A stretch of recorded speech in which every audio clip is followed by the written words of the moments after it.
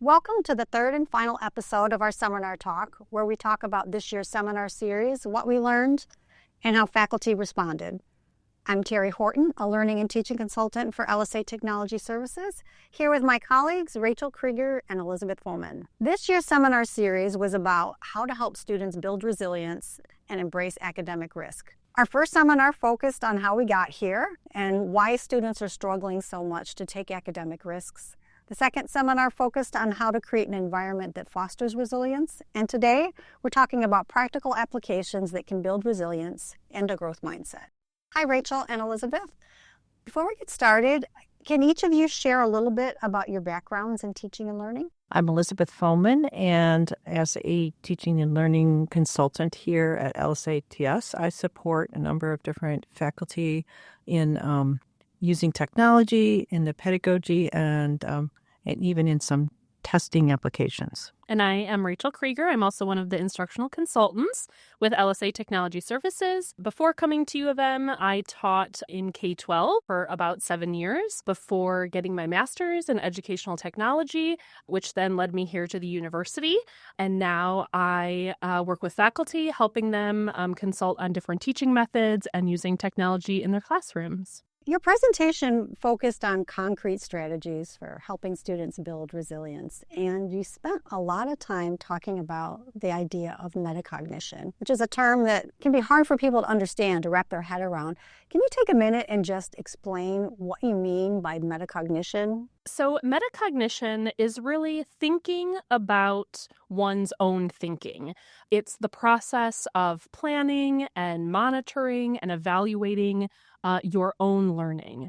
Incorporating metacognition into our teaching and in students' learnings can really help them to kind of reflect upon their learning, to think about what's working well, what's not working well, and really help them to use different strategies to improve their success in the class and to move their learning forward. So we can really help students to develop these metacognition skills by teaching them different strategies such as goal setting, monitoring their understanding, stopping to think after they've learned something or taking a few minutes after each class to jot down the top 3 things that they learned or the top 3 things that were maybe confusing for them. And then also teaching them how to adjust their learning strategies. If something isn't working, how can they, adjust that to make some improvements or kind of realize what's working for them and continue doing those strategies, and then what's not working for them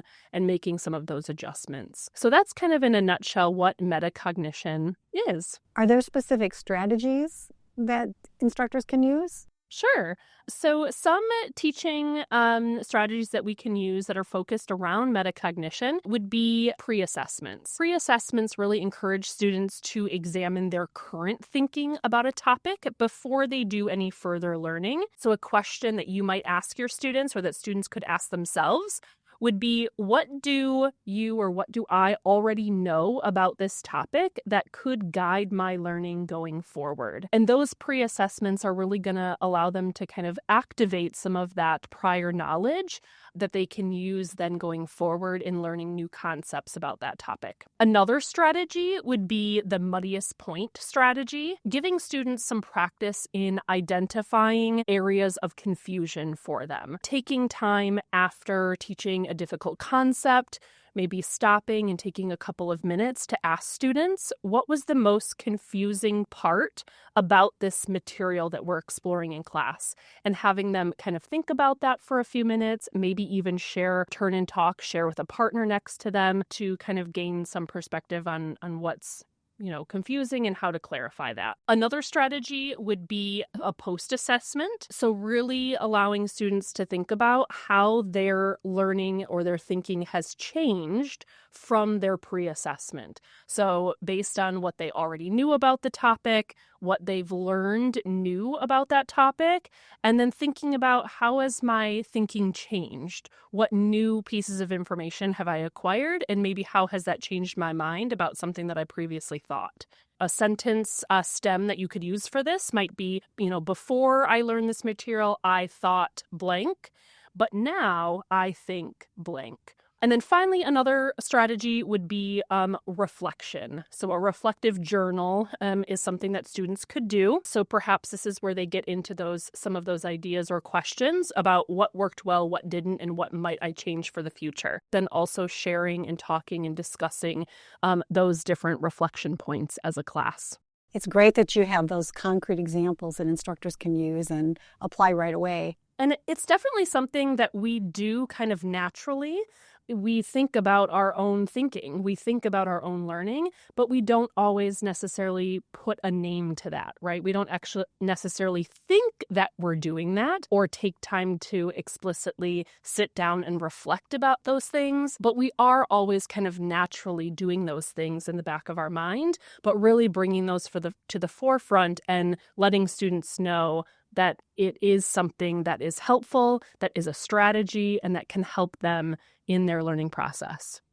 So another thing you spent a lot of time talking about was Bloom's taxonomy. So a term that we hear all the time, but I've heard from many instructors, they still really don't understand Bloom's, what it is. Elizabeth, can you take a minute and just really explain what Bloom's taxonomy is, what it represents? So Bloom's taxonomy is an infographic. It's a triangle.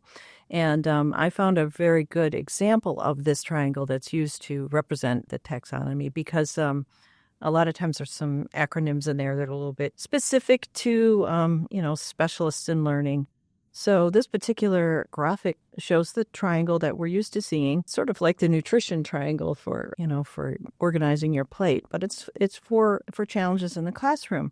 So the very bottom part of the triangle is the part where students tell themselves, I can remember facts about information. It's remembering. And so that's the very basis of all of the other tasks that you ask students to do in the classroom. And oftentimes when we do a multiple choice exam, we ask students to recall certain facts. So that's the very bottom of the triangle. We're working our way up. What we're trying to do is get them to these higher level learning. So the next level is understanding.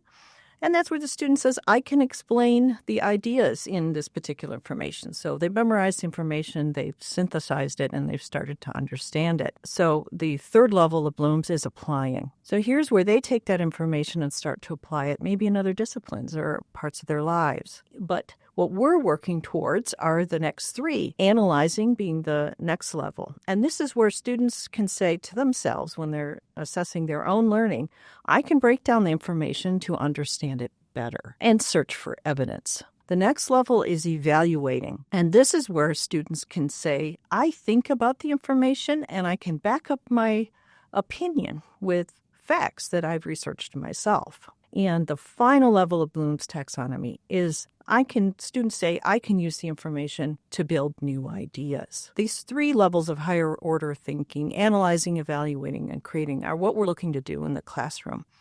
And when we're doing this, we want to make sure that we deliver the rationale for why we're asking students to do some of these higher level things. As adults, they tend to question what's behind the activity. Analyzing requires students to break down information and search for those relationships. There's ways in the classroom to make that fun and exciting for students. The evaluating involves making an informed judgment about a topic. And this is where peer review with conversations with their peers and other students can help them sort of form that judgment and maybe even make a little bit of a debate or an argument about it.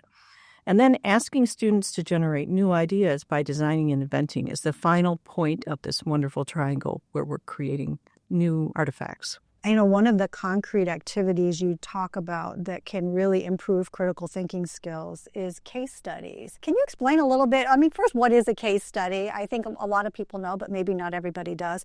And then how does working on a case study actually build critical thinking skills in students? Yeah, so case studies are a really great way to promote resilient thinking. And that's because case studies really openly acknowledge and aim to deal with uncertainty. Thinking about messy, real-world situations, ill-structured problems, those case studies really get students kind of thinking critically about those different issues. And so a case study is really just an extended example of either a person, a group, a situation that is analyzed in depth for the purpose of learning. And so an example of this might be psychology students who are doing a case study and they're analyzing different cases and evaluating the care and the treatment of their patients. So this could be applied to a number of disciplines as well.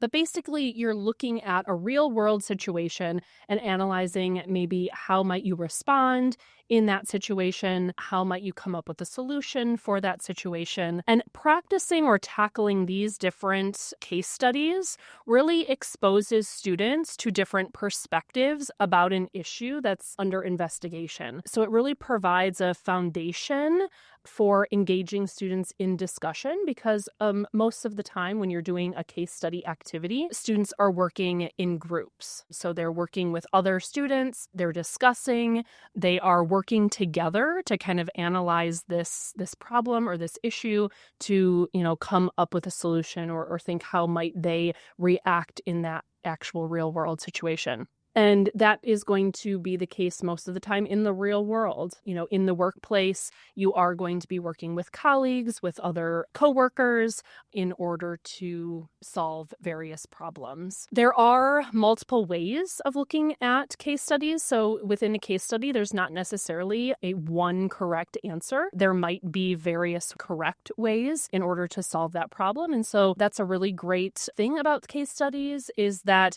not every group or not every individual is going to come up with the same answer. And that really provides the opportunity for a lot of discussion and sharing of knowledge, changing our thinking about a particular problem, kind of looking at it in new ways or new perspectives. And that's where it really gets at that critical thinking. Some of those higher level thinking skills is, analyzing and evaluating and creating, which is, really getting at that, resilience thinking of, I'm able to change my thinking. If I don't get something right the first time, it's okay. I can, keep trying. I can, discuss with the other students in my group. I am able to change and grow my thinking over time, and that it's not just right or wrong answer necessarily. We also talked about a couple of other activities as well in our session that got at various strategies. So we will provide, I'm not going to get into those right now in our podcast discussion, but we will link some of those additional activities if you want to take a look at those in the kind of additional resources section on the page. You also talk a lot about scaffolding. And scaffolding, I think most instructors know what that is, where we're chunking up content to make it more digestible for students. And some people might question, why is it important? Isn't that the role of the student to kind of figure that out? And if we break it up for them, is that really helpful to them? So, Elizabeth, can you talk a little bit about why scaffolding is so important in higher ed? Yeah, the scaffolding helps build that rationale that I talked about earlier for assignments. Students are quite skeptical in many ways about what the purpose is of particular assignments, and we find they question that more and more as generations go on. And so what we want to do is make sure that the students realize that there is a purpose to these activities.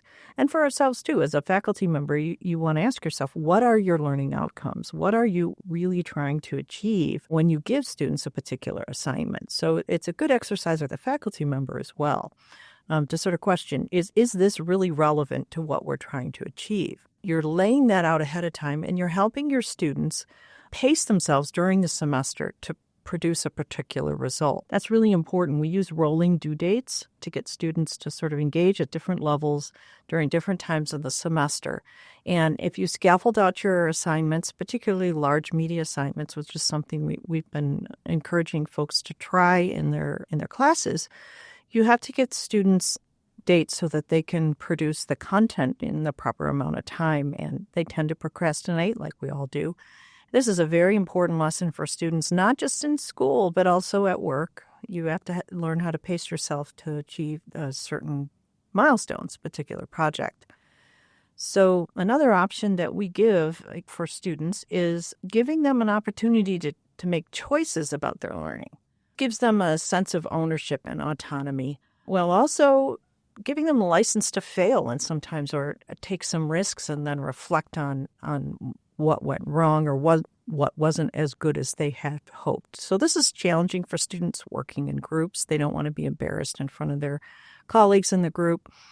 It's a challenge for the faculty members to set that sort of culture inside the classroom where students aren't going to be embarrassed or shamed for making a mistake or taking a risk during the process. So the other option is they can choose their own topics. And, within the construct of the scaffolding the faculty member has set up for them to produce a particular learning outcome, the students may be able to choose a topic that's more of interest to them, and that helps them engage. I can see how allowing students more choice helps them take a risk academically, but is there such a thing as too many choices? Can students get overwhelmed by choices? I mean, do we want to limit that in some way? There is. And, just like you get sort of tired sometimes when you go to the grocery store and there's too many choices, I think students have that same feeling about having too many choices in the classroom. And one of the interesting results of our session was that a faculty member mentioned that students were given a choice and they just said, I want a standard traditional exam. So they had maybe project fatigue and just wanted to sort of maybe test their lower order thinking in that particular exam. We do want to offer choice and we do want to give them some of that autonomy in their learning, but we don't want to give them too much. And so, we still want to set some limits or maybe provide a couple of options. You can choose from, these 3 mediums in order to produce your topic. You could create a podcast might be one option. You could create an audiovisual essay, and then you could, write a traditional paper, right? Give them 3 options that they can choose from. That helps them kind of limit that, decision, overwhelming, oh my gosh, and they're spending a lot of their time trying to think about and kind of narrow down what it is that they actually want to do. And they're not focusing as much on the actual content and the learning. And so by providing them some choices, but not leaving it completely open. Mm-hmm. I imagine teachers, like you said, they want to give students freedom and choice and creativity.